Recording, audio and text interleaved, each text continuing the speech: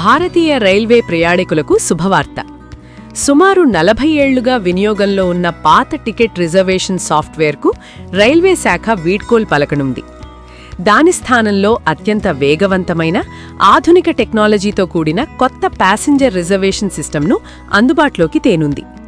ఈ కొత్త వ్యవస్థ ఏప్రిల్ నుంచి జూన్ మధ్యకాలంలో దేశవ్యాప్తంగా ప్రారంభం కానుంది. ప్రస్తుతం ఉన్న సిస్టమ్ తరచూ నెమ్మదిగా పనిచేయడం, తత్కాల్ బుకింగ్ సమయంలో క్రాష్ అవ్వడం వంటి సమస్యలతో ప్రయాణికులు తీవ్ర ఇబ్బందులు పడుతున్నారు. ఈ నేపథ్యంలో PRS ఆధునికీకరణ ఫేజ్ 2 పేరుతో ఈ ప్రాజెక్టును చేపట్టారు. రైల్వే మంత్రిత్వ శాఖ కింద పనిచేసే centre for railway information systems ఈ కొత్త వ్యవస్థను అభివృద్ధి చేస్తోంది.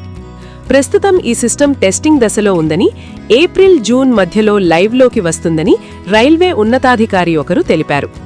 కొత్త సిస్టమ్ ద్వారా టికెట్ బుకింగ్ సామర్థ్యం భారీగా పెరగనుంది. ప్రస్తుతం నిమిషానికి 25,000 టికెట్లు మాత్రమే బుక్ చేయగలుగుతుండగా, కొత్త వ్యవస్థతో నిమిషానికి 1,00,000కు పైగా టికెట్లు బుక్ చేయవచ్చు.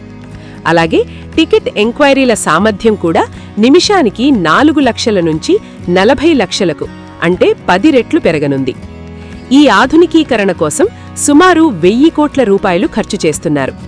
ఇందులో భాగంగా సైబర్ దాడులు, బాట్ల నుంచి రక్షణ కల్పించేందుకు 600 కోట్ల రూపాయలతో Indian railways information security operation సెంటర్ను కూడా ఏర్పాటు చేస్తున్నారు.